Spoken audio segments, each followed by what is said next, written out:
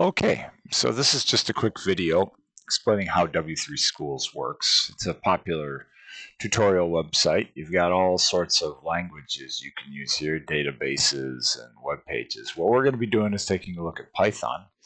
Python is a very powerful programming language that is used by a lot of people, especially people in artificial intelligence. You can use it for web design. In order to do this, all right, your best bet is to go ahead and do examples one by one. All right. Now you can, if you want, create a free W3 School account, and then you can see what you're working on. If you click on the Google right here, okay, and I'm going to click on my CPS. I'm going to log in using my Google, and we're going to start as a free user. So you can see we've got all sorts of things going on right here. And what I am interested in is doing the Python. So I'm going to come in here and I'm going to find the Python. And then I'm going to click on Start Learning Python right now. And right now it's tracking my progress. So you can see right here that my Python tutorial is loaded, and it'll keep track of my progress as I move through it. Now, this is about what Python is. It's just a programming language. It's used in scripting, which means for writing short little programs. It's used for applications, mathematics, artificial intelligence, web development. So you read through here and you get an idea of what it is. But the way you do this, use this website, is you try these examples. So for instance, here's a print example.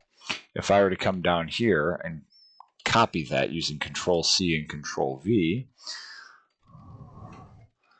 I can write my own string.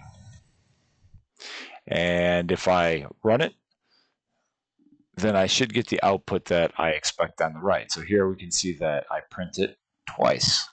I also can experiment on these samples. For instance, what happens if I remove the quotation marks? Will it still run? And you can see here on the right, it will not. Okay, so this is a trace back, and it tells you that the problem is with your code, and it'll tell you right here. You see right that line 2. Hello again. There's an error starting there.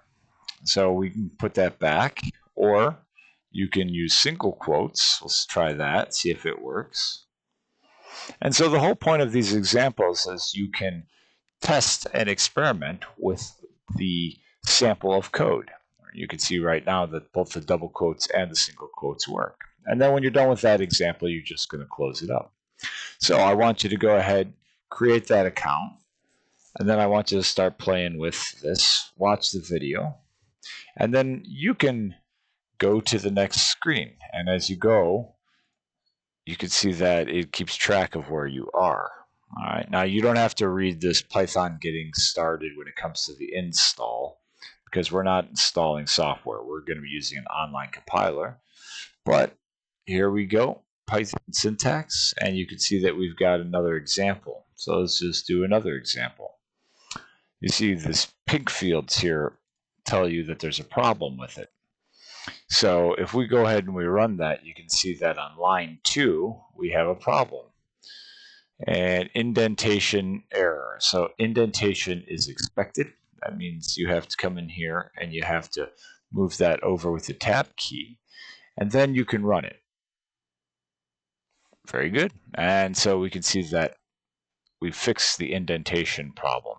And as you move example by example, the system keeps track of it. So that's all you're going to do right now, is you're going to use Google to log in and experiment a little bit. And now I'm going to create a series of videos addressing each of these different examples, and then you can follow those one by one. I will also post some challenges, and then you can test your ability to write Python using the challenge.